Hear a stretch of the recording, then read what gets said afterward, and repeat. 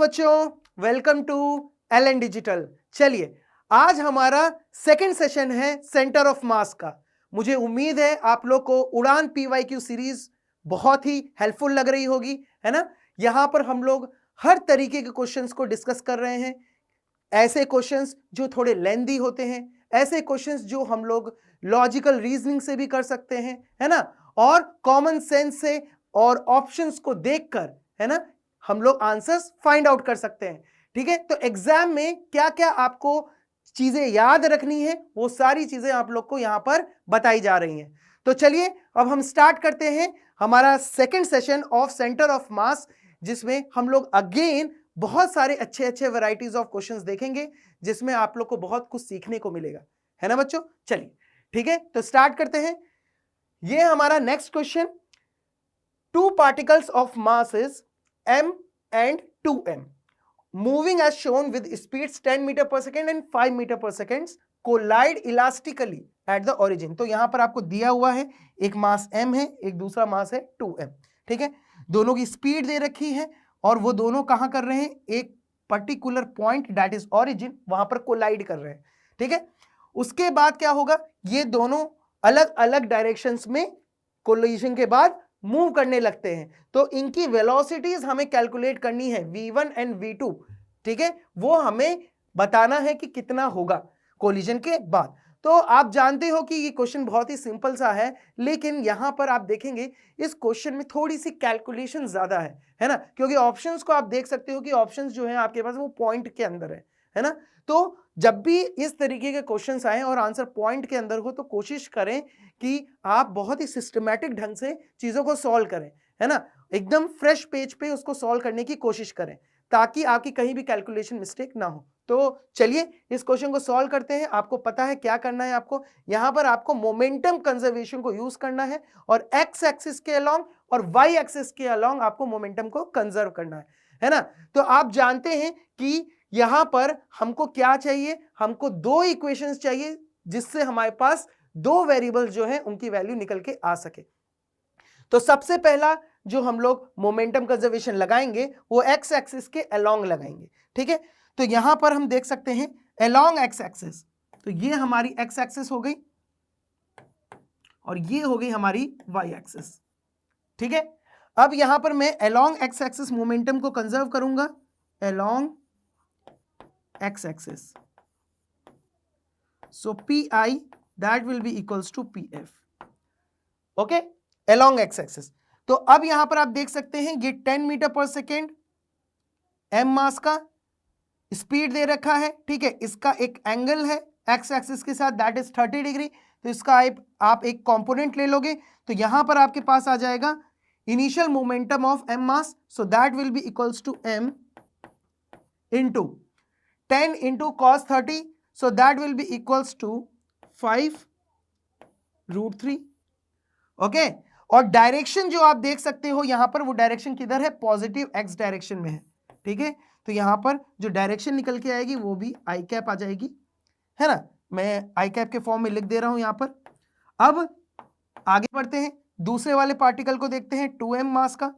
तो उसका जो होगा आपके पास इनिशियल मोमेंटम वो हो जाएगा 2m into 5 into cos 45 degree, so this will be equals to 5 by root 2। ठीक है, ये भी आई कैप की डायरेक्शन में है।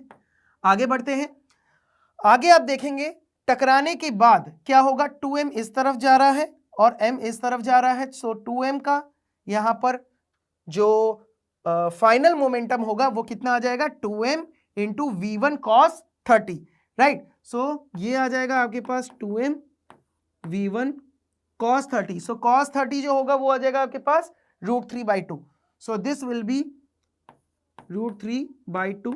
यहां 2 से 2 कैंसिल आउट हो जाएगा, है ना, और ये आ जाएगा आपके पास अगेन आई कैप प्लस।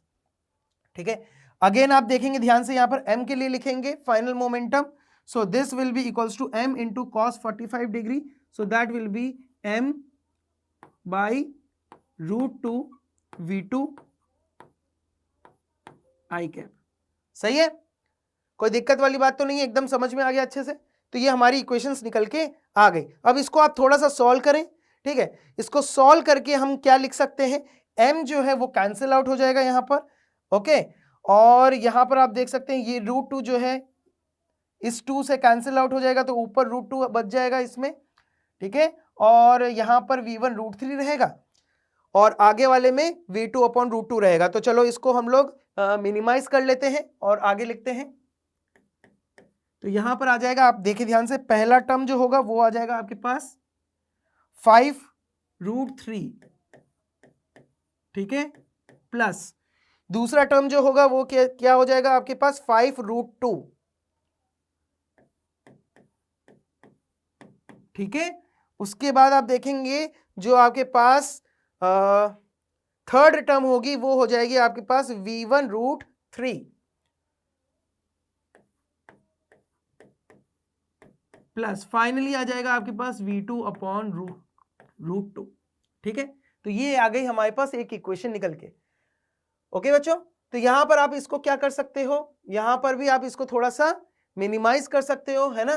तो √2 से आप मल्टीप्लाई कर दो, तो ये आ जाएगा आपके पास, देखिए ध्यान से, this will be equals to v2 plus √6 v1, okay, and this will be equals to, ये हो जाएगा आपके पास इधर 5√6 प्लस 10, ठीक है। This is your first equation, ठीक है। तो हमने मिनिमाइज करके एक अच्छी सी इक्वेशन निकाल ली। अब हम यही सेम इक्वेशन लिखेंगे अब किसके अलोंग, y एक्सिस के अलोंग। सो y एक्सिस के अलोंग लिखेंगे, सो अलोंग y एक्सिस,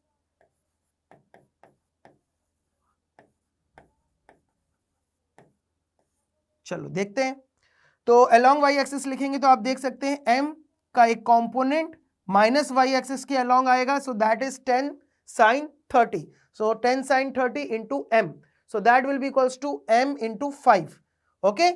तो मैं उसको लिख दूंगा यहां पर m into 5, ठीक है, और एक माइनस साइन लगा दिया क्योंकि नेगेटिव y एक्सिस के अलोंग है ना।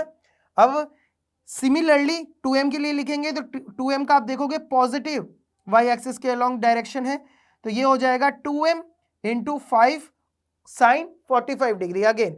तो ये आ जाएगा आपके पास, देखिए ध्यान से, प्लस का साइन आ जाएगा और यहां पर आ जाएगा आपके पास 2m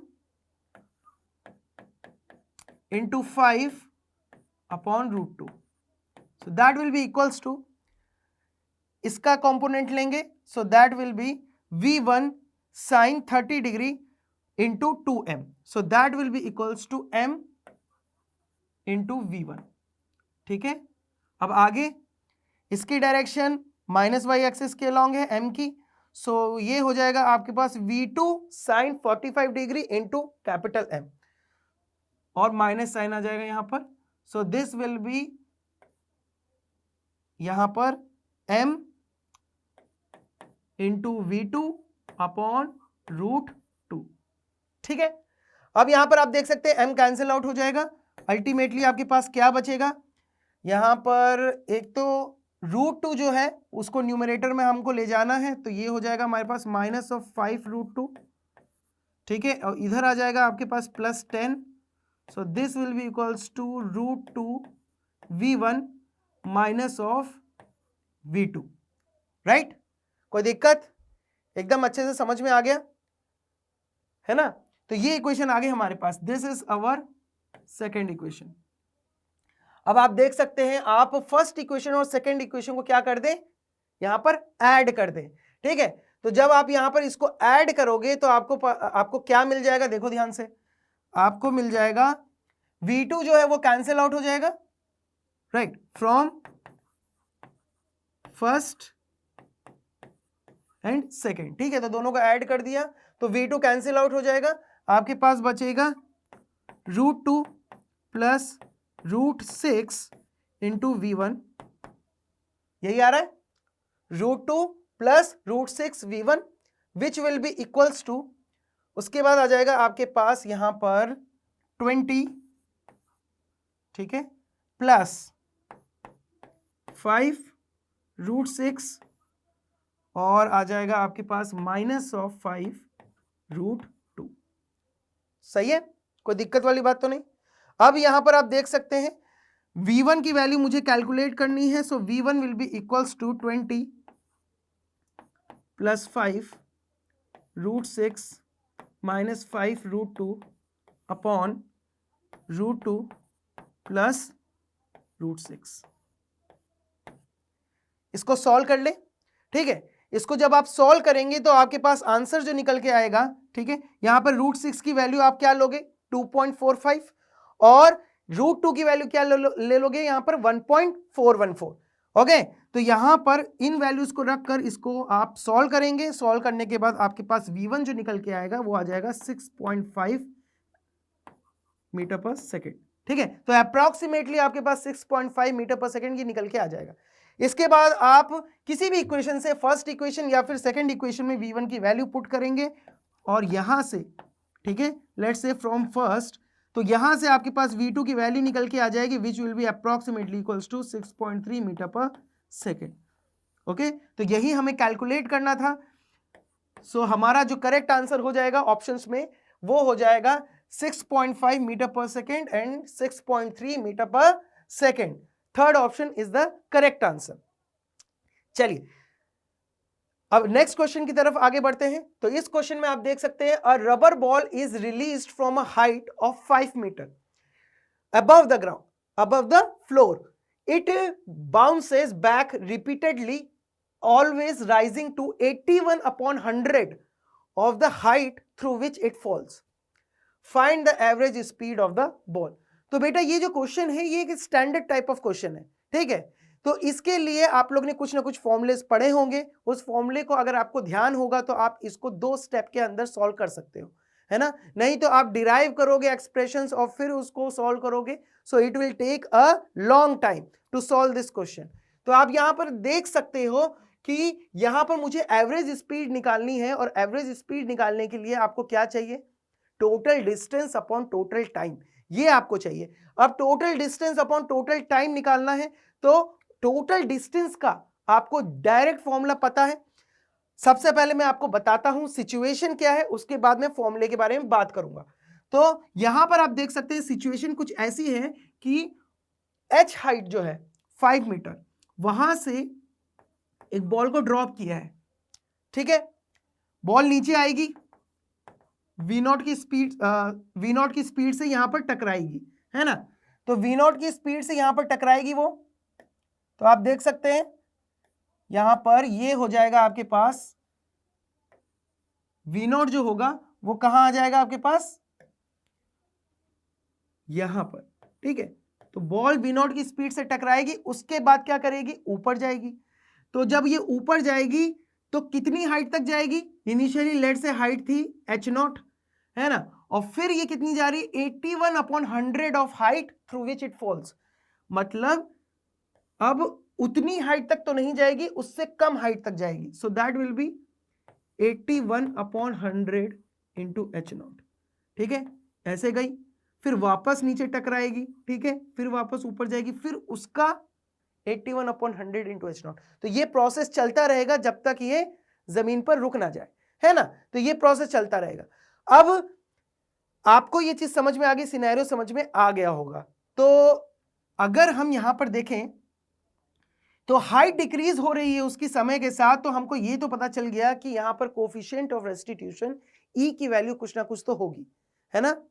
यहां पर इलास्टिक कोलिजन नहीं हो रहा है ना। तो अब सबसे पहले हम लोग क्या कर लेते हैं, यहां पर डायरेक्ट जो फॉर्मूला होता है इसका टोटल डिस्टेंस। अब टोटल डिस्टेंस कहां से कहां, ये नीचे जाएगा, फिर ऊपर जाएगा, फिर नीचे जाएगा, फिर ऊपर जाएगा, फिर नीचे जाएगा, फिर ऊपर जाएगा, ऐसे जाता जाएगा, ठीक है। और फिर क्या होगा, अल्टीमेटली रुक जाएगा। तो टोटल डिस्टेंस जो होगा, राइट, उसका आपको पता है, डायरेक्ट फॉर्मूला आपको ध्यान होना चाहिए, that is h0 1 plus E square upon 1 minus E square. This direct formula. अगर आपको ये याद है तो ये क्वेश्चन जो है ये चुटकियों में सॉल्व हो जाएगा, है ना बच्चों। उसके बाद टोटल टाइम कितना लगने वाला है, तो टोटल टाइम आप देखोगे नीचे जाएगा, फिर ऊपर जाएगा, फिर नीचे जाएगा, ठीक है। तो टाइम भी लगेगा, राइट। तो जितना टोटल टाइम लगा, राइट, वो टोटल टाइम का जो इक्वेशन है या फॉर्मूला है वो आपके पास क्या हो जाएगा, T0 टी नॉट और एच नॉट क्या है? Initial height and initial time, ठीक है। ये जो बॉल है ये नीचे आती है तो कितना टाइम लगता है, दैट इज इनिशियल टाइम, और H not is initial height, ठीक है। तो ये आ जाएगा आपके पास 1 प्लस ई अपॉन 1 माइनस ई, ठीक है। आप इसको डिराइव भी कर सकते हो, ठीक है, अलग से करना, एग्जाम में मत करने लगना। तो बस ये आपको फॉर्मूला ध्यान हो गया। अब यहां पर आपको क्या करना है, इसको डिवाइड करना है। डिवाइड करोगे फिर बस उसके बाद आपको क्या करना है, सॉल्व करना है, आंसर निकाल लेना है। लेकिन अब कुछ चीजें इसमें हम लोग को नहीं पता है, जैसे ई की वैल्यू हमें नहीं पता, ठीक है, क्वेश्चन में नहीं दिया है, तो ई की वैल्यू आपको अलग से कैलकुलेट करनी पड़ेगी। एच नॉट और टी नॉट तो आप कैलकुलेट कर ही लोगे, है ना। एच नॉट दे रखा है क्वेश्चन के अंदर, टी नॉट आपके पास फॉर्मूले से आ जाएगा रूट ऑफ 2h अपॉन जी से, है ना। अब यहां पर हम लोग इसको सॉल्व कर लेते हैं, ठीक है। तो ई की वैल्यू निकालने का सबसे पहला हमारा टारगेट है, तो ई की वैल्यू निकालते हैं।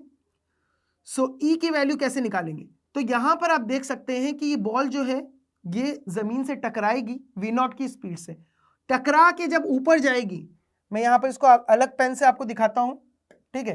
ये टकरा के ऊपर जब जाएगी तो इसकी स्पीड जो होगी वो वी डैश हो जाएगी। क्या हो जाएगी?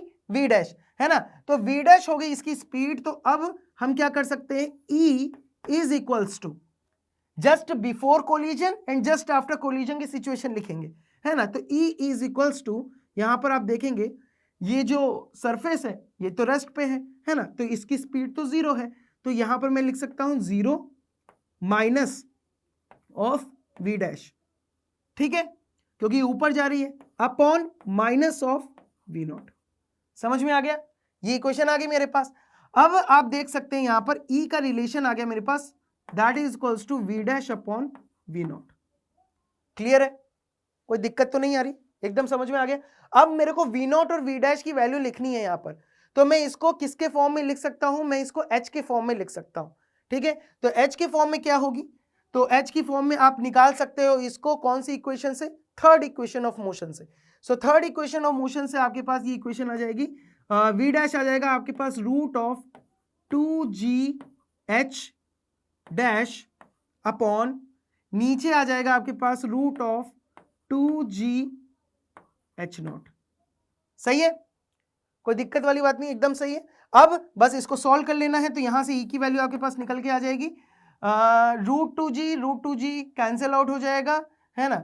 अल्टीमेटली आपके पास क्या बचेगा, H dash upon H, root के अंदर एच डैश की वैल्यू कितनी होगी ये हम लोग ने कैलकुलेट कर रखा है, 81 upon 100 into H naught, right. So ये आ जाएगा मेरे पास 81 upon 100 into H naught upon H naught, H naught cancel out हो गया, ये आ गया आपके पास 9/10 विच इज इक्वल्स टू 0.9। ठीक है बच्चों, तो आपके पास ई की वैल्यू निकल के आ गई है, दैट इज 0.9, राइट। ई की वैल्यू मुझे पता चल चुकी है, एच नॉट की वैल्यू मुझे पता है, टी नॉट की वैल्यू मैं कैलकुलेट कर लूंगा। टी नॉट की वैल्यू कितनी आ जाएगी, टी नॉट की वैल्यू आ जाएगी मेरे पास, देखिए ध्यान से यहां पर, T naught that will be equals to root of 2h upon G which will be equals to, यहां एच नॉट कर देता हूं, so this will be equals to root of 2 into 5 upon 5, so that is equals to 1 second.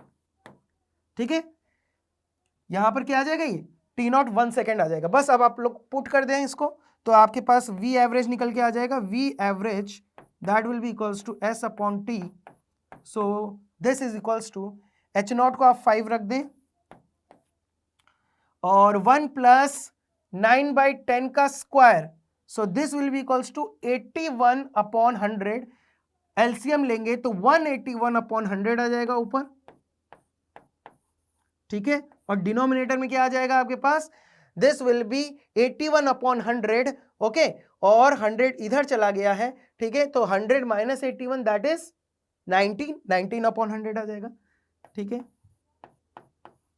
So 100 cancel out हो गया, ठीक है, ये तो हो गया सिर्फ एस वाला पार्ट। अब टी को भी पुट करो इसमें, सो ये हो जाएगा आपके पास 1 सेकेंड, 1 प्लस ई, ठीक है, 1 प्लस ई मतलब 1 plus 9/10, so this will B 19/10 upon में क्या आ जाएगा आपके पास 1/10, सो 1/10, सही है।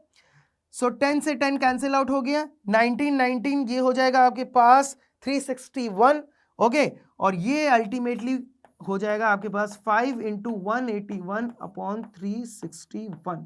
तो आप देख सकते हैं 181 और 361 अप्रोक्सीमेटली आप देख सकते हैं कि ये 2 टाइम्स कैंसिल आउट हो जाएगा, है ना, और अल्टीमेटली आपके पास आंसर निकल के आ जाएगा, that will be 2.5 metre per second.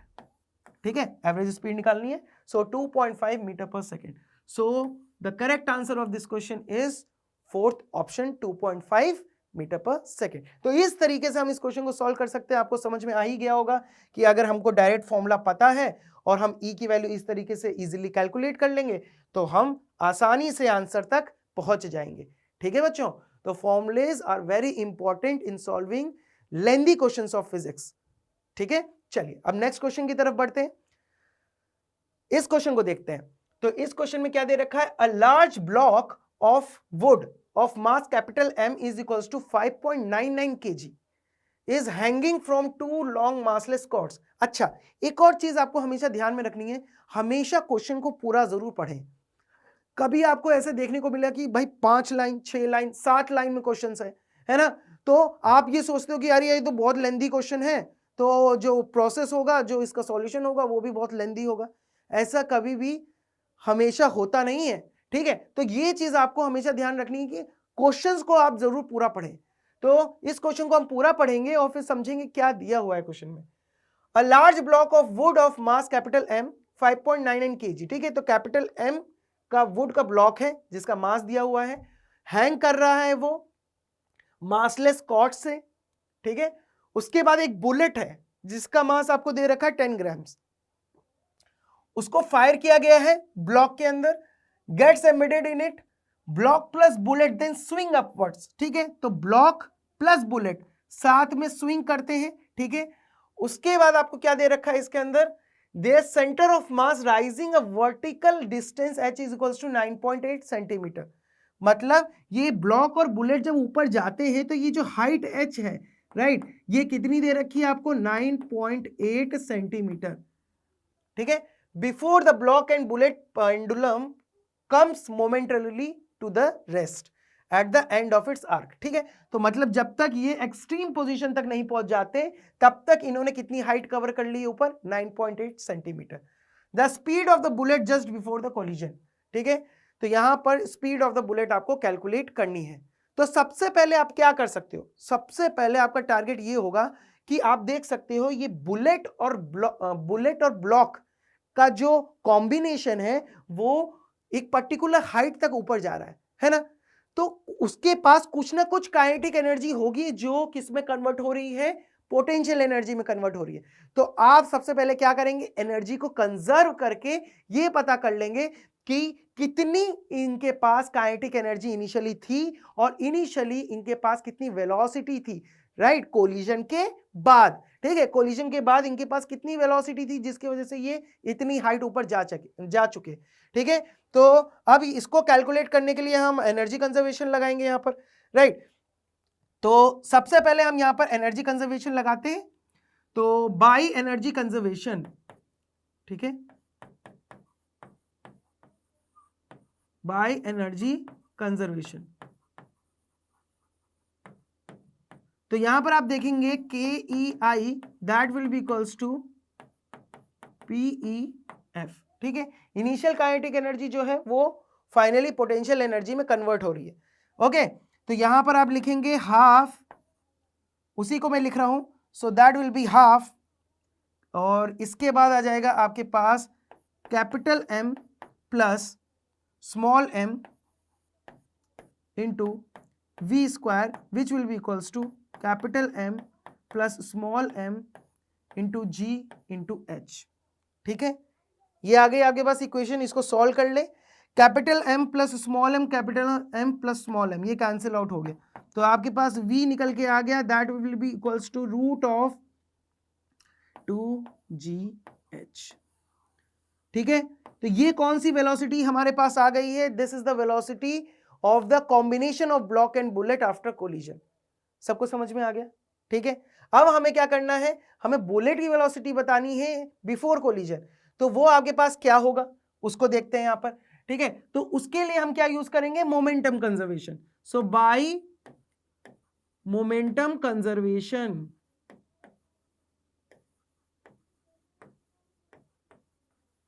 ठीक है, तो ये हो जाएगा आपके पास, देखिए P I which will be equals to P F. So P I किसका होगा, बुलेट का, m into V naught, which will be equals to final momentum. तो फाइनल मोमेंटम जो होगा वो हो जाएगा capital M plus small m into V. समझ में आ गया सबको? तो यहां पर मुझे वी नॉट निकालना है, so V naught will be equals to capital M plus small m upon small m into V. V की वैल्यू कितनी है मेरे पास, रूट ऑफ 2GH। तो इसको पुट कर दें तो ये आ जाएगा मेरे पास, आप देखें ध्यान से, यहां पर capital M plus small m upon small m into root of 2GH। अब आपको क्या करना है, सिर्फ और सिर्फ वैल्यूज रखनी है। तो चलिए वैल्यूज रखते हैं।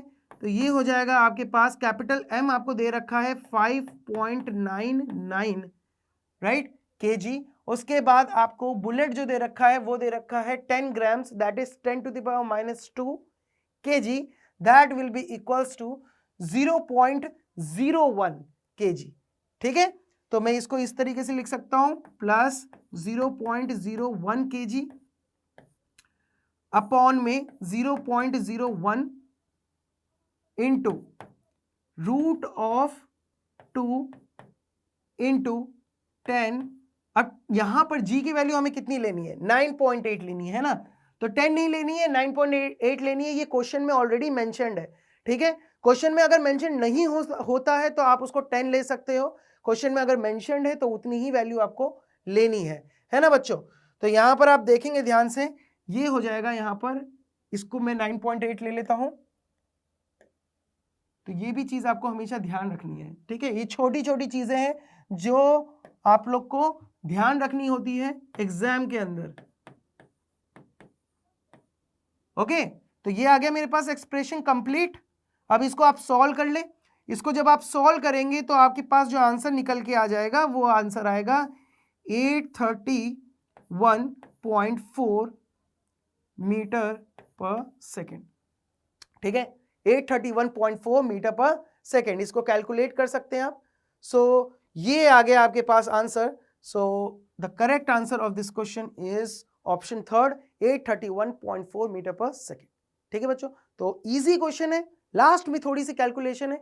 तो हमेशा ये चीज ध्यान में रखना है कि पहले क्या करें, जो चीज आपको कैलकुलेट करनी है उसको वेरिएबल फॉर्म में कैलकुलेट कर ले, पहले से वैल्यूज मत रखें, है ना। उससे क्या होगा, आपकी कैलकुलेशन टाइम जो है वो कम हो जाएगा, है ना। तो मैंने क्या किया, देखो वी नॉट को मैंने वेरिएबल फॉर्म में ले आया, ठीक है, और उसके बाद फिर मैंने वैल्यूज रखी इसके अंदर, जिससे मेरे पास ये आंसर निकल के आ गया।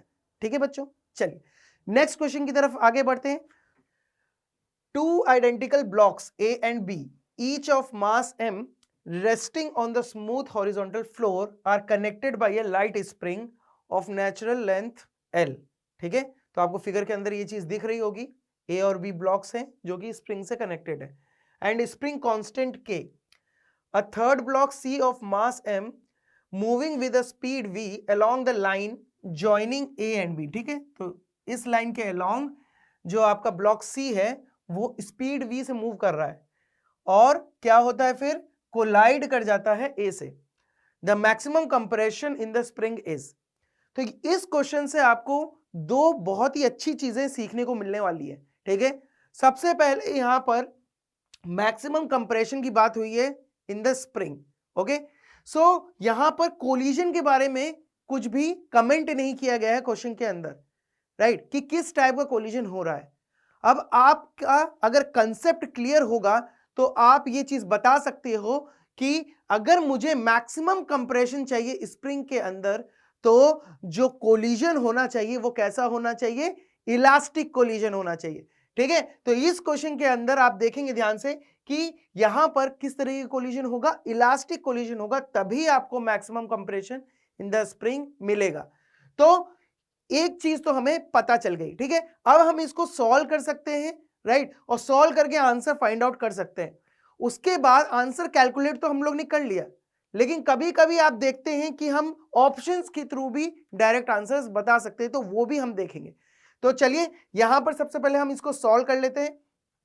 तो यहां पर आप देखोगे ध्यान से, ये ब्लॉक M जो है, राइट, ये दूसरे ब्लॉक से टकराएगा, है ना, और C ब्लॉक जब A ब्लॉक से टकराता है तो क्या होगा, यहां पर जो वेलोसिटी होगी C की वो एक्सचेंज हो जाएगी, ठीक है, A को चली जाएगी वेलोसिटी। तो यहां पर आप देखेंगे इसकी वेलोसिटी इनिशियली क्या है, v है, राइट, और ये एक्सचेंज हो गई है ब्लॉक A के पास चली गई है, ठीक है। अब यहां पर आप देख सकते हैं ब्लॉक A के पास जा चुकी है v वेलोसिटी, इलास्टिक कोलिजन हुआ है, ये रुक गया, ये मूव करने लगेगा। अब मेरे को निकालना है maximum compression in the spring, तो उसका फॉर्मूला आप लोग को पता है, डायरेक्ट फॉर्मूला हम यूज करते हैं, that is 1/2 mu v relative का square, that is equals to 1/2 k x square, ठीक है, जहां पर ये x जो होता है ये मैक्सिमम कंप्रेशन होता है। तो यहां से आपके पास आंसर निकल के आ जाएगा।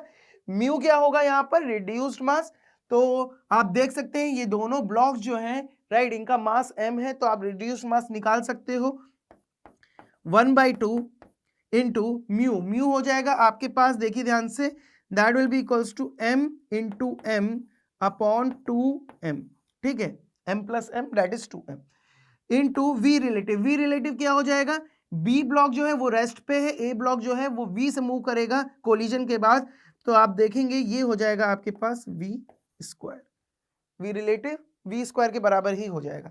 So this will be equals to half of K X M square. तो अब यहां पर आप इसको सॉल्व कर ले, m से m कैंसिल आउट हो जाएगा, राइट, और यहां पर आपके पास ये देख सकते हैं ये 2 और 2 भी कैंसिल आउट हो रहा है, xm that will be equals to m/2k root के अंदर इंटू v।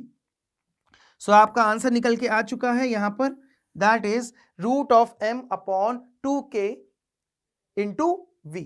तो हमारा जो करेक्ट आंसर है वो आप ऑप्शंस के अंदर देख सकते हैं, दैट इज ऑप्शन 1, राइट। अब यहां पर तो आप लोग ने सॉल्व करके इसको फाइंड आउट कर लिया है ना कि आंसर क्या होने वाला है, लेकिन आप यहां पर अगर ऑप्शंस को गौर से देखेंगे तो आप देख सकते हैं कि सिर्फ ऑप्शंस को देख के भी आप आंसर बता सकते हो, है ना।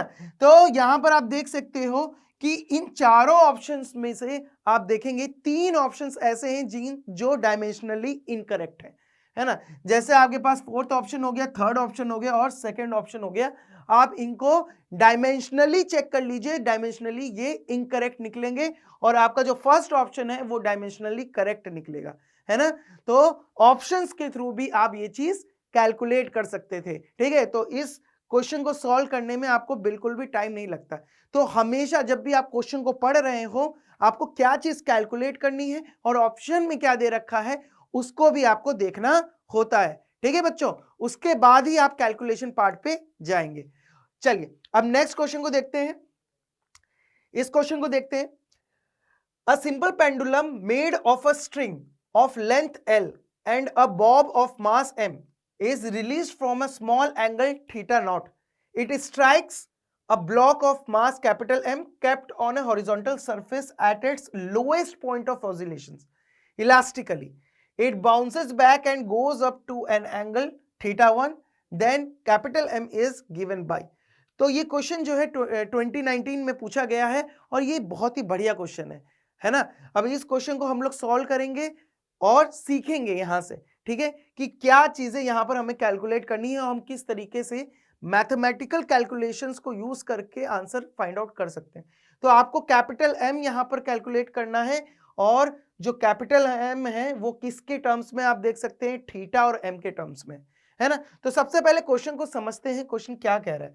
क्वेश्चन आपसे ये कह रहा है कि आपके पास एक पेंडुलम है, ठीक है, इनिशियली वो थीटा नॉट एंगल पे है और यहां पर आपके पास एक ब्लॉक रखा हुआ है, ठीक है, नीचे। अब ये पेंडुलम जो है ये इस तरीके से मूवमेंट करेगा, उसके पास कुछ पोटेंशियल एनर्जी है वो कन्वर्ट हो जाएगी काइनेटिक एनर्जी में, फिर यहां पर पेंडुलम की कुछ ना कुछ वेलोसिटी देखने को मिलेगी आपको और ये बॉब जो होगा ये इस ब्लॉक से टकराएगा, कोलिजन होगा, उसके बाद आप देखेंगे ये ब्लॉक जो है ये इस डायरेक्शन में चला जाता है और आपका जो पेंडुलम है वो अपोजिट डायरेक्शन में कितने एंगल तक जाता है, यहां पर आप देखिए ये कितने एंगल तक जाता है, ये जाता है θ1 एंगल तक। ठीक है, तो क्वेश्चन के अंदर आपको ये इंफॉर्मेशन दे रखी है। अब आपको क्या कैलकुलेट करना है, कैपिटल एम कैलकुलेट करना है। तो यहां पर सबसे पहले हम क्या करेंगे, वेलोसिटीज फाइंड आउट करेंगे, है ना। एक तो यहां पर हम जो ब्लॉक है हमारे पास उसका वेलोसिटी एक्सप्रेशन लिखेंगे और θ1 एंगल और θ0 एंगल की वजह से जो वेलोसिटी आएगी किसके पास, बॉब के पास, राइट, उसको हम कैलकुलेट करेंगे। ठीक है, तो आप आसानी से कैलकुलेशन कर सकते हो। यहां पर चलिए स्टार्ट करते हैं। सबसे पहले इनिशियल सिचुएशन देख लेते हैं कि इनिशियल सिचुएशन में ये जो आपके पास पेंडुलम है वो θ0 एंगल पे है, उसके बाद क्या होगा, उसके बाद ये ब्लॉक से टकराएगा, तो जस्ट टकराने से पहले इसके पास वेलोसिटी कितनी हो जाएगी, तो इसको हम निकाल सकते हैं एनर्जी कंजर्वेशन से। तो बाय एनर्जी कंजर्वेशन यहां पर जो पोटेंशियल एनर्जी है, इनिशियल पोटेंशियल एनर्जी, वो कन्वर्ट होगी फाइनल काइनेटिक एनर्जी में। अब इनिशियल पोटेंशियल एनर्जी कितनी हो जाएगी, तो आप देख सकते हैं ये बॉब जो है ये कितना नीचे आएगा, ये इतना नीचे आना पड़ेगा इसको, राइट, और ये जो डिस्टेंस होगी ये कितनी होगी, ये हमें कैलकुलेट करना है। तो आप देख सकते हैं इसकी लेंथ आपको L दे रखी है। ठीक है, तो ये लेंथ हो गई L, ये θ0 हो गया, और अगर इस डिस्टेंस को मैं बताऊं तो ये हो जाएगा आपके पास L cos θ0। ठीक है, तो ये बचा हुआ जो डिस्टेंस है ये कितना हो जाएगा आपके पास, that will be L minus L cos θ0। ठीक है, समझ में आ गया आपको ये कैसे आया, क्योंकि आप जानते हैं लेंथ ऑफ द स्ट्रिंग जो है वो आपके पास कितनी है, L है, राइट, ये नीचे आएगा, तो ये कितना नीचे आया है, L माइनस L cos θ0 नीचे आया है। ठीक है, अब ये हमारे पास आ गया कितना, ये नीचे आ चुका है। अब आप इसको पुट कर दें तो यहां पर आप देखेंगे ध्यान से, पोटेंशियल एनर्जी इनिशियली कितनी है, m इंटू जी इंटू एच, एच कितना है, अगर आप यहां पर पोटेंशियल एनर्जी एकदम बॉटम पर जीरो मानेंगे, राइट, यहां जीरो मानेंगे, तो इसकी हाइट कितनी है, राइट, इसकी हाइट कितनी है, यहां पर अगर आप देखेंगे ध्यान से तो ये कितनी हाइट से नीचे आएगा, इनिशियली हाइट कितनी है, L माइनस L cos θ0, है ना, और उतनी हाइट से ये नीचे आ रहा है, तो यहां पर आप देखेंगे ये हो जाएगा आपके पास L 1 माइनस cos θ0, इनिशियली ये हाइट है, ये किसके बराबर हो जाएगा, this will be equals to kinetic energy. So ये काइनेटिक एनर्जी में कन्वर्ट होगा, so half of m into V0 square. समझ में आ गया, क्लियर हो गया, तो यहां से मेरे पास V0 की वैल्यू निकल के आ जाएगी, so this will be equals to V0 which will be equals to 2GL 1 minus cos θ0, और इसको हम क्या ले लेंगे, रूट में। सो पहला एक्सप्रेशन जो है वो हमारे पास निकल के आ चुका है, this is our first expression. ठीक है, V0 आ गया, that is velocity of Bob just before collision. Okay, अब हम ये भी देख सकते हैं कि कोलिजन के बाद जो बॉब है वो कितनी हाइट तक जाता है, θ1 एंगल कवर करके एक पर्टिकुलर हाइट तक जाता है। ठीक है, तो हम इसकी फाइनल वेलोसिटी को भी कैलकुलेट कर सकते हैं बाय एनर्जी कंजर्वेशन, क्योंकि ये θ1 हाइट तक जा रहा है तो इसकी जितनी भी काइनेटिक एनर्जी है वो पोटेंशियल एनर्जी में कन्वर्ट हो रही है ना। तो अगेन बाय एनर्जी कंजर्वेशन आप डायरेक्टली लिख सकते हो, जो V1 होगा वो कितना निकल के आ जाएगा, वो आ जाएगा आपके पास root of 2GL 1 minus cos θ1। ठीक है, तो ये हमारे पास आ गया सेकंड एक्सप्रेशन। तो दो एक्सप्रेशंस आपके पास आ चुके हैं, है ना। अब हमको क्या करना है, हमें V1 के लिए एक्सप्रेशन निकालना है, V2 के लिए एक्सप्रेशन निकालना है। यहां पर V2 क्या है, that is the velocity of the block. तो ब्लॉक की वेलोसिटी मैंने मान लिया है V2 आफ्टर कोलिजन, राइट। तो उसको मुझे कैलकुलेट करना है, तो मैं क्या यूज करूंगा यहां पर, मोमेंटम कंजर्वेशन। सो मोमेंटम कंजर्वेशन अब लगा देंगे। सो यहां पर आप देखेंगे ध्यान से, मोमेंटम कंजर्वेशन लगाएंगे तो इनिशियल मोमेंटम किसके पास है, बॉब के पास है, तो यहां पर इनिशियल मोमेंटम हो जाएगा m into V naught which will be equals to, ये किसके बराबर हो जाएगा, final momentum. So final momentum will be यहां पर minus of m into v1। ठीक है, ये किसका हो गया, ये बॉब का हो गया, क्योंकि अपोजिट डायरेक्शन में जा रही है इसलिए यहां पर माइनस साइन आ गया है, प्लस यहां पर आ जाएगा आपके पास capital M, that is the mass of the block, into velocity v2। Clear हो गया? ठीक है, तो ये आ गया मेरे पास। अब यहां पर आप क्या करेंगे, इसको सॉल्व कर ले और v2 का एक्सप्रेशन निकाल लें, तो v2 आपके पास क्या आ जाएगा, v2 आ जाएगा आपके पास, देखिए ध्यान से, so this will be m into V naught plus v1, ये आ गया। ठीक है, v0 और v1 की वैल्यू आप पुट कर दें इसके अंदर, तो आपके पास एक्सप्रेशन आ जाएगा। देखिए ध्यान से, m यहां पर है और यहां पर v2 है, इसके साथ यहां पर कैपिटल M भी आएगा। इस कैपिटल M को दूसरी तरफ ले जाएं, तो कैपिटल M को जब हम दूसरी तरफ ले जाएंगे तो हमारे पास क्या हो जाएगा, यहां पर ये हो जाएगा small m upon capital M। ठीक है, अब v0 और v1 की वैल्यू जब यहां पर पुट करेंगे तो वो आ जाएगा हमारे पास small m upon capital M, और ये v0 जो है उसकी वैल्यू हम लोग ने निकाली थी root of 2gl 1 minus cos theta naught plus root of 2gl 1 minus cos theta 1। ठीक है, अब आपको ये एक्सप्रेशन बहुत ही ज्यादा लेंदी लग रहा होगा, कॉम्प्लिकेटेड लग रहा होगा, है ना? तो यहां पर आपको क्या करना है, आप एक काम कर सकते हैं, राइट, इसको थोड़ा सा इजी बनाने के लिए हम लोग क्या करते हैं यहां पर बच्चों, रूट ऑफ 2gl जो है वो कॉमन आ रहा है, अंदर वाला जो एक्सप्रेशन है वो root of 1 minus cos theta naught है, उसको आप x नॉट मान लें। ठीक है, और जो दूसरा एक्सप्रेशन है that is root of 1 minus cos theta 1, उसको आप x1 मान लें। अब इससे जो आपका कैलकुलेशन है वो थोड़ा सा इजी हो जाएगा, है ना बच्चों? तो ये एक्सप्रेशन आपके पास आ गया है। अब एक और एक्सप्रेशन की हमें जरूरत है यहां पर, ये तो हो गई हमारे पास थर्ड इक्वेशन। ठीक है, अब हम बात करते हैं यहां पर कोफिशिएंट ऑफ रेस्टिट्यूशन की इक्वेशन के बारे में, क्योंकि आप देख सकते हैं यहां पर कोलिजन किस टाइप का हो रहा है, कोलिजन जो यहां पर आपको दिया हुआ है दैट इज इलास्टिक कोलिजन। ठीक है, इलास्टिक कोलिजन दिया हुआ है क्वेश्चन के अंदर, तो यहां पर एक इक्वेशन इलास्टिक कोलिजन से आ जाएगी बाय ई फॉर्मूला।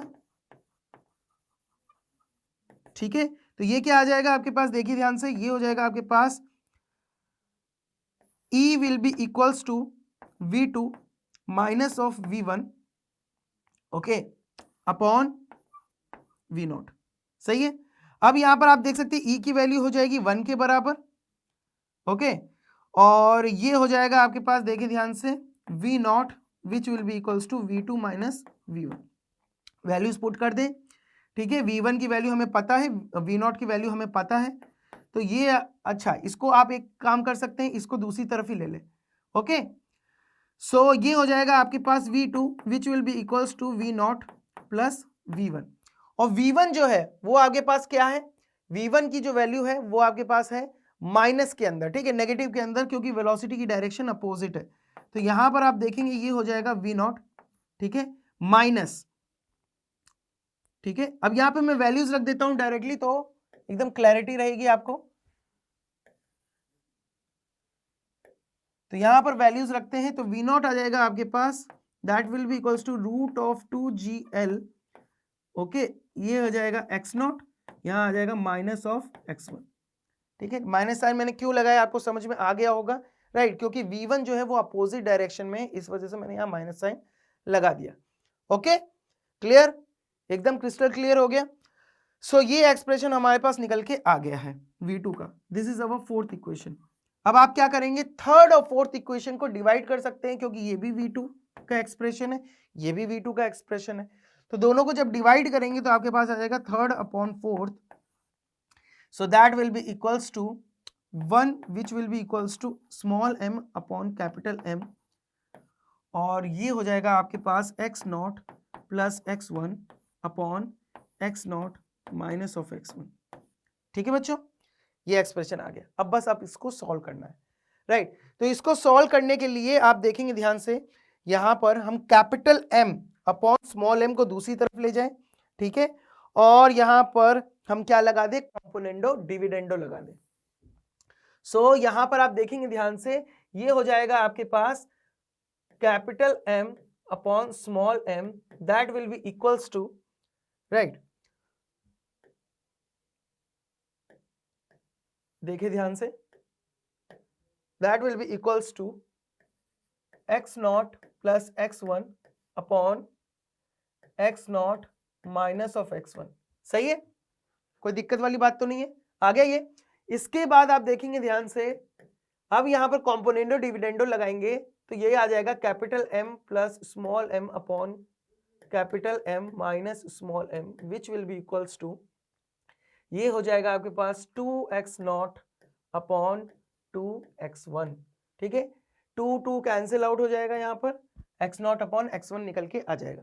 ओके, अब यहां पर आप क्या कर सकते हो, एक और चीज कर सकते हो, x0 की वैल्यू आप पुट कर दें यहां पर और x1 की वैल्यू पुट कर दें, तो ये आ जाएगा आपके पास capital M plus small m upon capital M minus of small m, which will be equals to x0 हो जाएगा आपके पास root of 1 minus cos theta naught upon root of 1 minus cos theta 1।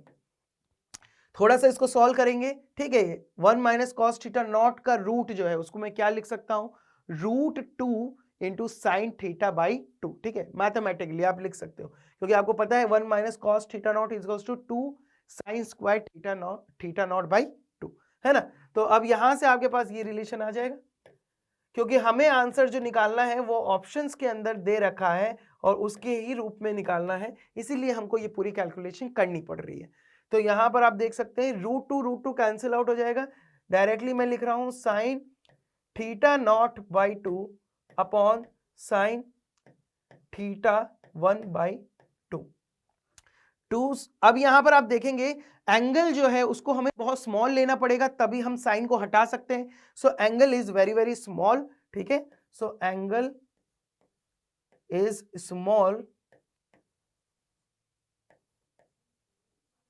तो यहां पर आप क्या लगा देंगे, स्मॉल एंगल, अप्रोक्सीमेशन से आप लिख दोगे capital M plus small m upon capital M minus of small m, that will be equals to theta naught upon theta 1। समझ में आ गया। अब बस एक बार और कॉम्पोनेंडो डिविडेंडो लगाओ और आंसर निकाल लो।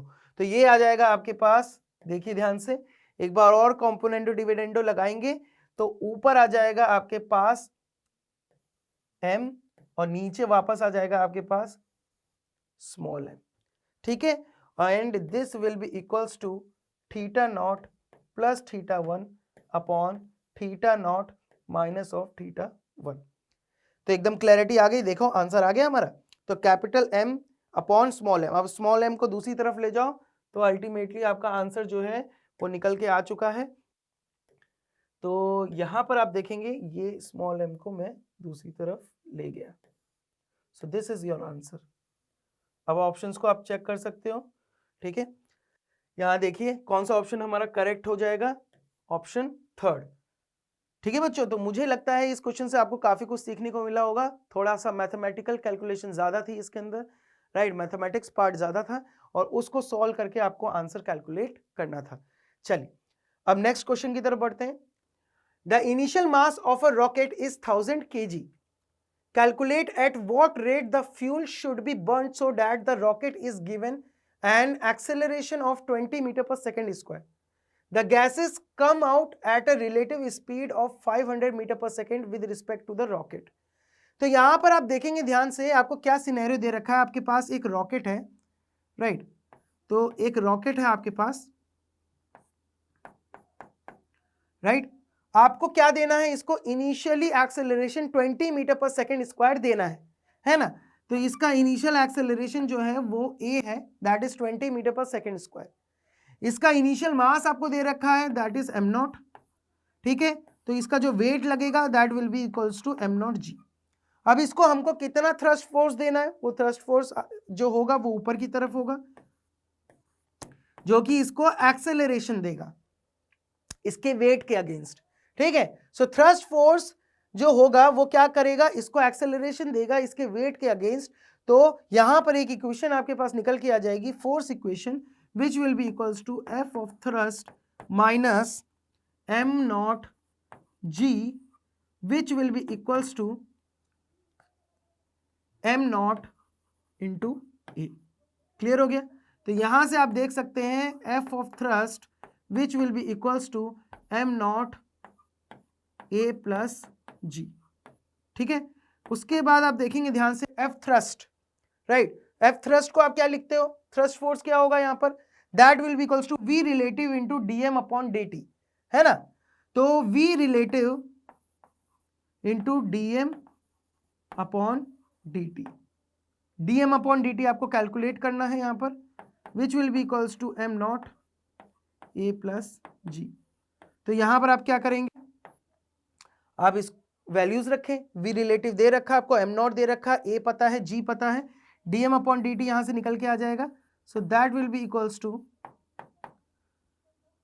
एम नॉट की वैल्यू हो गई आपके पास 1000, ए हो गया आपके पास 20, जी हो गया 10, so this will be 30 upon V relative आपको दे रखा है 500। So the correct answer of this question will be 60 kg per second. ठीक है, तो 60 kg पर सेकेंड हमारा निकल के आ रहा है। सो the correct answer is fourth option, 60 kg per second, 2021 का क्वेश्चन ये है। चलिए नेक्स्ट क्वेश्चन की तरफ बढ़ते हैं। So this is our next question. अब यहां पर आप देख सकते हैं क्या दे रखा है, 2 blocks of masses 10 kg and 30 kg are placed on the same straight line with coordinates 0,0 cm and x,0 cm respectively। ठीक है, बहुत बड़ा सा क्वेश्चन आपको दिख रहा होगा, लेकिन ये बहुत ही सिंपल क्वेश्चन है। ठीक है, एक लाइन के अंदर आएगा इसका आंसर, देखिएगा।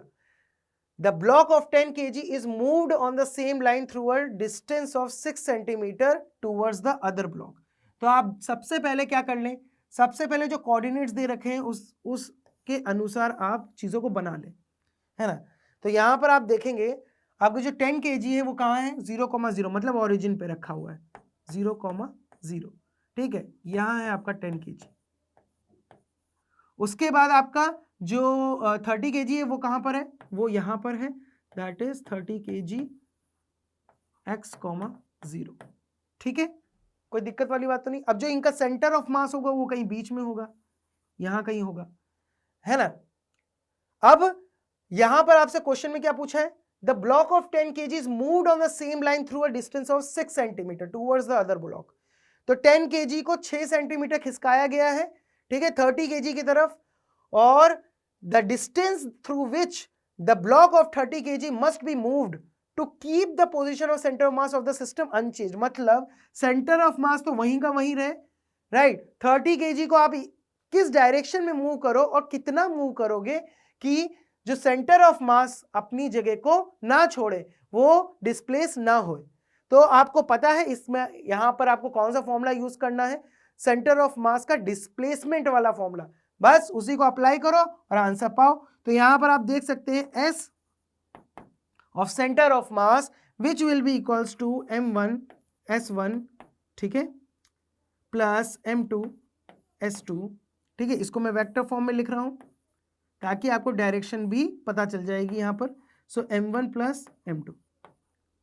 अब यहां पर आप वैल्यूज रखें, सेंटर ऑफ मास का डिस्प्लेसमेंट 0 रहना चाहिए, तो इसको 0 कर दिया हमने, राइट। 10 kg जो है वो कितना मूव कर रहा है, 6 centimetre in the direction of positive x axis, so 10 into 6 I cap, okay, plus m2 कितना हो जाएगा आपके पास 30 इंटू s2 वेक्टर। ठीक है, m1 प्लस m2 दूसरी तरफ जाकर 0 हो जाएंगे, बस इसको सॉल्व कर लो। तो सॉल्व करोगे तो यहां पर s2 वेक्टर आपके पास कितना निकल के आ जाएगा, 60/30, that will be equals to minus of 2। ठीक है, ये इस तरफ जाएगा तो माइनस हो जाएगा ना, तो -60 आई कैप अपॉन 30, सो -2 सेंटीमीटर्स, ठीक है। और माइनस साइन क्या बता रहा है कि अपोजिट डायरेक्शन में ये मूव करने वाला है। तो जो आपका 10 kg है वो पॉजिटिव एक्स एक्सिस में की तरफ मूव कर रहा था, तो 30 kg जो है वो नेगेटिव एक्स एक्सिस में मूव करेगा। तो ये इस डायरेक्शन में 2 सेंटीमीटर खिसकेगा। समझ में आ गया सबको? ठीक है, तो 30 kg को अंदर की तरफ खिसकना पड़ेगा। सो हमारा जो करेक्ट आंसर होगा वो आ जाएगा 2 centimetre towards the 10 kg block, third option. चलिए नेक्स्ट क्वेश्चन देखते हैं। So this is our next question. इसके अंदर क्या दे रखा है? A ball of mass 200 grams rest on a vertical post of height 20 metre. A bullet of mass 10 gram travelling in horizontal direction hits the centre of the ball. ठीक है, तो यहां पर हम सबसे पहले फिगर बना लेते हैं इसका। तो एक वर्टिकल पोस्ट है, ठीक है, इस वर्टिकल पोस्ट की आपको हाइट दे रखी है दैट इज 20 मीटर। उसके बाद यहां पर वर्टिकल पोस्ट के ऊपर एक बॉल रखी हुई है जिसका मास आपको दे रखा है 200 ग्राम्स। इसको हिट कर रही है बुलेट जो पीछे से आ रही है, राइट, ये ऐसे हिट कर रही है। और बुलेट जब हिट कर रही है इसको, 10 ग्राम की बुलेट है और इसकी स्पीड लेट से v0 है बुलेट की। तो हिट करने के बाद आप देखेंगे क्या हो रहा है? After collision both travels independently, दोनों इंडिपेंडेंटली मूव कर रही हैं। The ball hits the ground at a distance of 30 metre. तो बॉल जो है वो इस तरीके से 30 मीटर दूर जाके गिरती है जमीन पर। और आपकी जो बुलेट है, ठीक है, at a distance of 120 metre from the foot of the post. ठीक है, तो बुलेट जो है वो और दूर जाके गिरती है। So that is how much? 120 metre. ये फिगर हो गया इसका। ठीक है, अब आपको क्या पूछा गया है? Initial velocity of the bullet. तो यहां पर आपको मैक्सिमम इंफॉर्मेशन दी हुई है। आपको सबसे पहले क्या करना है? कोलिजन के बाद की जो इन दोनों की वेलोसिटीज है बुलेट और बॉल की, वो आप आराम से कैलकुलेट कर सकते हो, है ना बच्चों? तो आपको पता है हॉरिजॉन्टल प्रोजेक्टाइल का फॉर्मूला आपको यूज करना है, राइट। रेंज वाला फॉर्मूला याद आ रहा है सबको? तो रेंज वाले फॉर्मूले से आप क्या निकाल लोगे? Velocity of the ball and bullet just after collision. ठीक है, तो वो आप कैलकुलेट कर लोगे। तो उसको हम कैलकुलेट कर लेते हैं सबसे पहले। तो यहां पर आप देखते हैं, तो हम सबसे पहले बात करते हैं बॉल की। तो बॉल की जो v1 वेलोसिटी में मान लेता हूं after collision, so that will be equals to how much? तो रेंज का फॉर्मूला आपको ध्यान होगा। तो अगर मुझे v1 कैलकुलेट करना है तो रेंज का फॉर्मूला मैं यूज करूंगा। So r1 that will be equals to v1 root of 2h upon g। ये फॉर्मूला होता है रेंज का हॉरिजॉन्टल प्रोजेक्टाइल में। सो यहां r1 आपको दे रखा है 30, v1 आपको निकालना है, रूट ऑफ 2 इंटू एच कितना दे रखा है? 20। सो 2 इंटू 20 अपॉन 10, तो ये तो हो जाएगा आपके पास 2।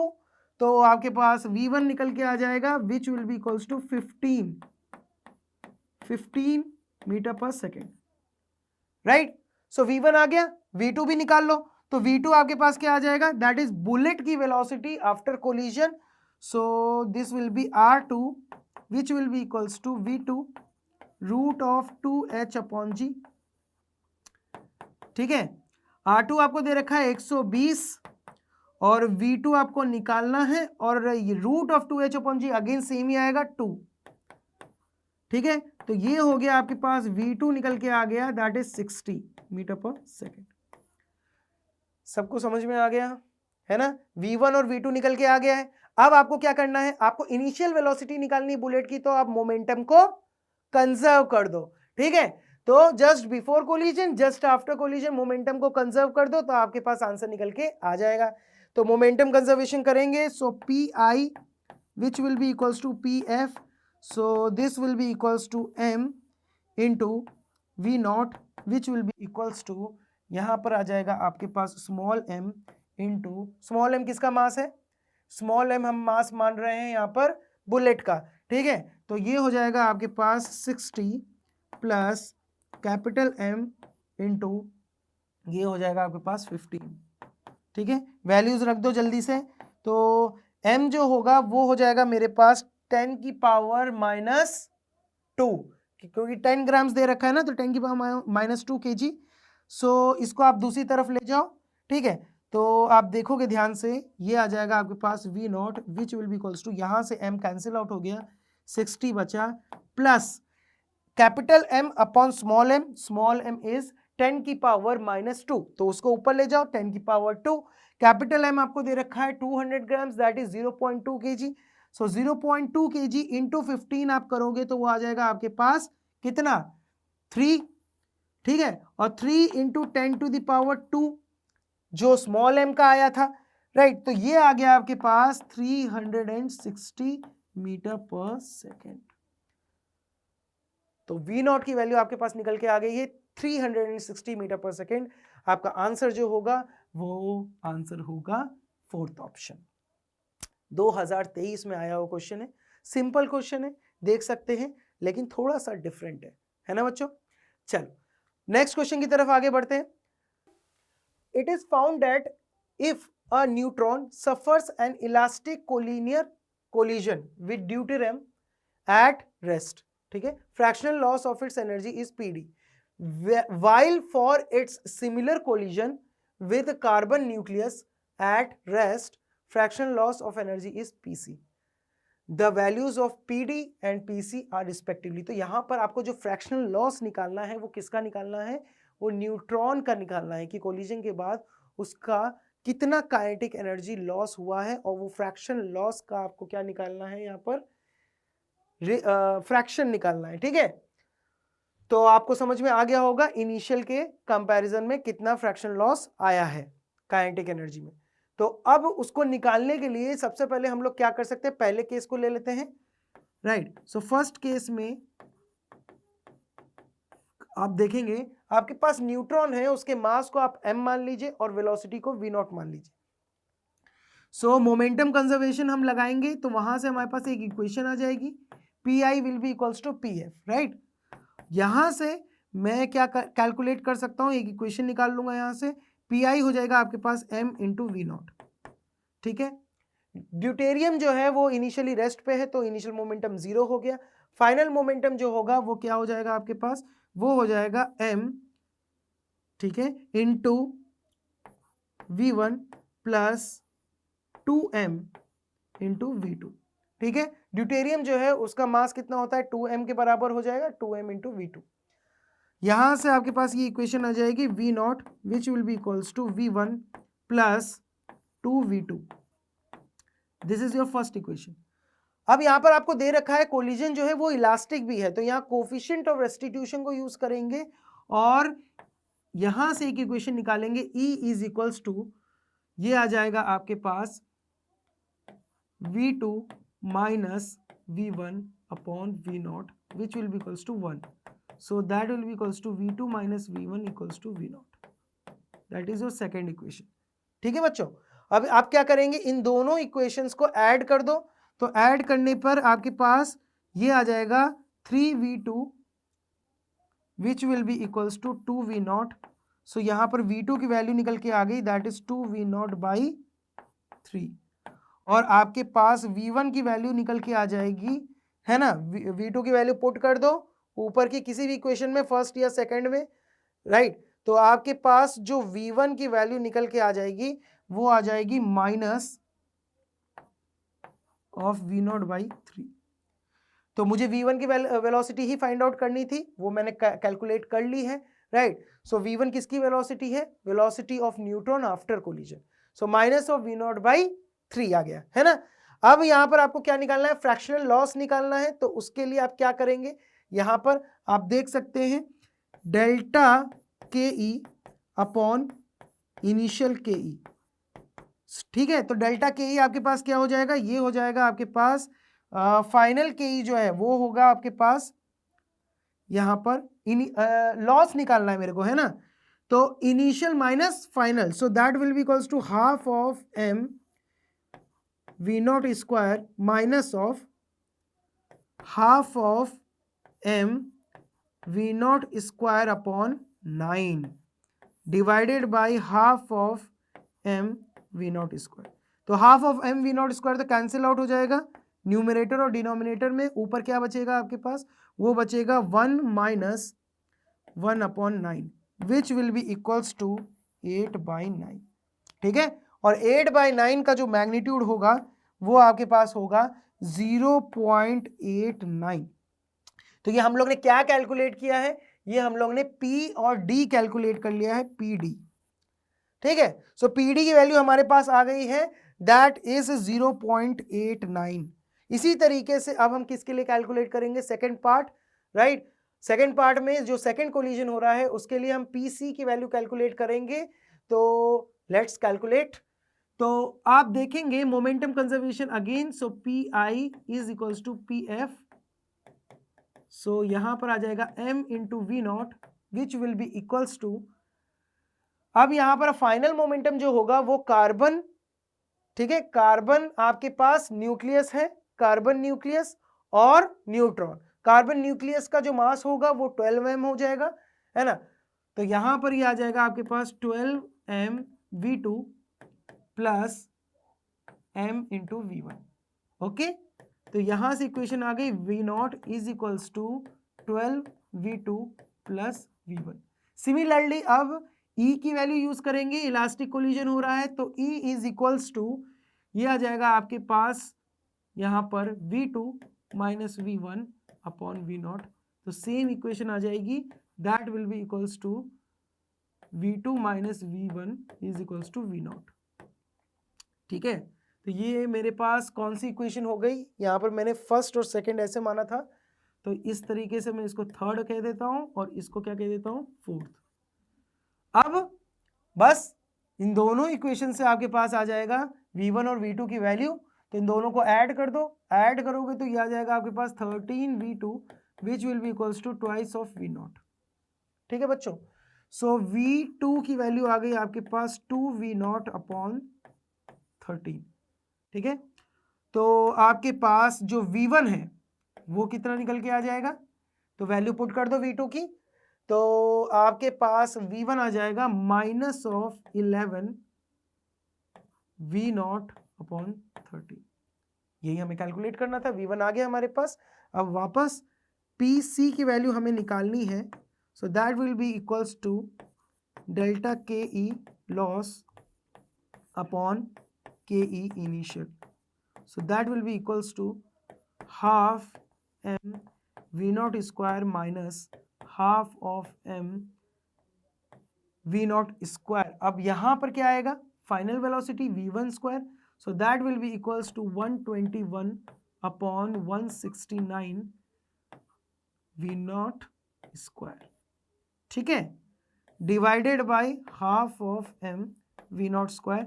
Half of m V naught square cancel out हो जाएगा न्यूमरेटर डिनोमिनेटर में, आपके पास आ जाएगा 1 minus 121 upon 169 and 169 minus 121 upon 169। इसको सॉल्व करेंगे, है ना। तो ये आपके पास कितना आ रहा है, देखिए ध्यान से, ऊपर आ रहा है आपके पास 48 और नीचे आ रहा है 169। ठीक है, इसको आप सॉल्व कर लें तो ये आपके पास आ जाएगा 0.28। ठीक है, कितना आ रहा है, 0.28 निकल के आ जाएगा। तो चलो अब हम ऑप्शंस चेक कर लेते हैं। तो हमारा PD जो है वो आ रहा है हमारे पास 0.89 और हमारे पास PC जो है वो आ रहा है 0.28। सो the correct answer of this question is fourth option. ठीक है बच्चों, चलिए अब नेक्स्ट क्वेश्चन की तरफ आगे बढ़ते हैं। सो ये रहा हमारा next question. The distance of center of mass from end A of a one-dimensional rod AB having mass density rho is equals to rho naught 1 minus x square upon L square kg per meter। तो यहां पर आपको क्या दे रखा है, एक आपके पास वन डायमेंशनल रॉड है, ठीक है, उसका आपको लीनियर मास डेंसिटी दे रखा है विच इज वेरिएबल। ठीक है, x के साथ चेंज हो रहा है। तो ये चीज आपको दे रखी है, लेंथ जो दे रखी है रॉड की वो L है, और आपको यहां पर कैलकुलेट क्या करना है, आपको कैलकुलेट करना है सेंटर ऑफ मास। ठीक है, सेंटर ऑफ मास एक तरीके से आपको कैलकुलेट करना है रॉड का। अब रॉड के लिए आपको एक हिंट दे रखी है कि सेंटर ऑफ मास जो है ओरिजिन से ठीक है, फ्रॉम द एंड ए। तो एंड ए को आप ओरिजिन मान ले और एंड ए से जो डिस्टेंस है वो 3l अपॉन अल्फा है, राइट। तो अल्फा की वैल्यू कैलकुलेट करनी है, तो मैं सेंटर ऑफ मास पता कर लेता हूँ ओरिजिन से कितना होगा, ठीक है, तो उसमें पुट कर दूंगा, राइट, और कंपेयर कर दूंगा मैं इसको, तो अल्फा की वैल्यू आ जाएगी। तो अब यहां पर हम इसको कैलकुलेट करते हैं। तो आपको पता है कि जो रॉड है वो कुछ इस प्रकार है, ओरिजिन यहां पर मान ले ये लेफ्ट एंड हो गया ए और ये एंड हो गई बी, ठीक है। इसका जो लीनियर मास डेंसिटी है वो वेरिएबल है, तो यहां पर आपको क्या करना पड़ेगा, एलिमेंट लेना पड़ेगा x पर जाकर dx, और इसके लिए आपको लिखना पड़ेगा यहां पर m इंटू एक्स, ठीक है। तो ये जो आपके पास एलिमेंट आएगा यहां पर dx, ठीक है, वो हो जाएगा यहां पर dm मास का, राइट। और dm मास का होगा तो dm को आप क्या लिखोगे, rho of x into dx, ठीक है। अब आपको पता है जब वेरिएबल मास डेंसिटी आती है तो आपको पता है सेंटर ऑफ मास हम कौन से फॉर्मूले से निकालते हैं, xcm is equals to integration of dm into x upon integration of dm। तो यहाँ dm हम लोग ने कैलकुलेट कर लिया है, उसकी वैल्यू आप पुट कर दें। सो ये हो जाएगा आपके पास, देखिए ध्यान से, xcm which will be equals to integration of rho of x into dx। तो रो ऑफ x की वैल्यू मैं डायरेक्टली पुट कर दे रहा हूं, rho naught 1 minus X square upon L square into X into dx upon में integration of rho naught 1 minus X square upon L square into dx। Limits कहां से कहां हो जाएगी, क्योंकि dx के टर्म्स में आप इंटीग्रेट कर रहे हो तो लेंथ यहां पर लिमिट्स जो होंगी वो लेंथ के टर्म्स में होंगी, that will be 0 to l, ठीक है, दोनों में। अब ये आपको आ गया फाइनल एक्सप्रेशन, अब इसको इंटीग्रेट करना है, आंसर निकाल लेना है ना। तो रो नॉट आप देख सकते हो दोनों में कॉमन आ रहा है तो वो कैंसिल आउट हो जाएगा, है ना। उसके बाद आप क्या करेंगे, यहाँ पर x को अंदर मल्टीप्लाई कर दें, ठीक है, तो ये आ जाएगा x minus x cube by L square, ठीक है। तो इंटीग्रेशन 0 से लेकर l x minus x cube by L square, है ना बच्चों, अपॉन इंटीग्रेशन ऑफ 0 से लेकर l नीचे हो जाएगा 1 minus X square upon L square into dx, ठीक है। सो 1 minus X square upon L square into dx। अब इसको सॉल्व कर लेंगे आगे, तो इंटीग्रेशन जो आएगा ऊपर वाले पार्ट का, ठीक है, वो क्या आ जाएगा आपके पास, वो आ जाएगा एक्स स्क्वायर बाई 2, है ना, क्या आ जाएगा यहां पर एक्स स्क्वायर बाई 2, ठीक है, माइनस क्या हो जाएगा, एक्स क्यूब है तो एक्स क्यूब का हो जाएगा एक्स की पावर 4 अपॉन 4 एल स्क्वायर, ठीक है। लिमिट कहां से कहां, 0 से लेकर l, अपॉन में क्या आ जाएगा, देखिए ध्यान से, अपॉन में आ जाएगा x minus of x cube by 3 L square. तो ये आ गया आपके पास x minus of x cube by 3 L square, ठीक है। इसकी लिमिट कहां से कहां होगी, 0 से लेकर l, अगेन लिमिट्स पुट कर दें, तो लिमिट्स पुट करने के बाद आ जाएगा आपके पास L square by 2 minus of ये आ जाएगा एल स्क्वायर बाई 4 अपॉन नीचे आ जाएगा l माइनस एल बाई 3, ठीक है। सॉल्व कर लें इसको, l कैंसिल आउट हो जाएगा, ऊपर आ जाएगा आपके पास l बाई 4, नीचे आ जाएगा आपके पास 2l by 3, so l by 4 और नीचे आ जाएगा 2 बाई 3, सो 3 ऊपर चला गया, 2 इधर आ गया, तो this will B 3l by 8, ठीक है बच्चों, 3l by 8, that is our final expression XCM का। अब इसको आप कंपेयर कर लें, आपको क्या दे रखा है क्वेश्चन के अंदर, 3l बाई अल्फा, राइट। तो अल्फा की वैल्यू आप देखेंगे ध्यान से, तो अल्फा की वैल्यू कितनी हो जाएगी, 8 के बराबर, okay. So the correct answer of this question is 8। तो मुझे उम्मीद है कि आप लोग को ये सेशन बहुत ही अच्छा लगा होगा। हम लोग ने बहुत सारे वैरायटीज ऑफ क्वेश्चन सॉल्व किए हैं, हम लोग ने ये भी देखा कि लेंदी क्वेश्चंस भी आते हैं, ठीक है, और कुछ क्वेश्चंस जो लेंदी होते हैं उनके आंसर्स एक लाइन में भी आ जाते हैं, ठीक है। तो मुझे लगता है कि आप लोग को बहुत ही अच्छे से समझ में आई होंगी चीजें, राइट। किस तरीके से आप लोग ने ऑप्शंस के थ्रू भी आंसर निकाला वो भी आप लोग को समझ में आया होगा। दोनों सेशंस को लेकर आप लोग का जो टेम्परामेंट है वो बहुत ही पॉजिटिव रहा होगा, है ना। तो यहाँ से आप लोग को बहुत कुछ सीखने को मिला है। आगे भी जितने भी आपके पास जितने भी सेशंस आने वाले हैं, ठीक है, अलग अलग चैप्टर्स के, उनसे आपको बहुत सारी नॉलेज मिलेगी और आपको डेफिनेटली हेल्प करेगी आपके एग्जाम के अंदर, ठीक है बच्चों। तो यहां पर एक कोटेशन के साथ हम लोग विदा लेंगे। Believe in yourself, anything is possible, ठीक है। हमेशा अपने आप पे विश्वास रखें, भले ही आपके पास समय कम हो, उस कम समय में भी आप बहुत अच्छा कर सकते हैं अगर आप जुडिशियली अपने समय को सही तरीके से इस्तेमाल करें, है ना बच्चों, ठीक है।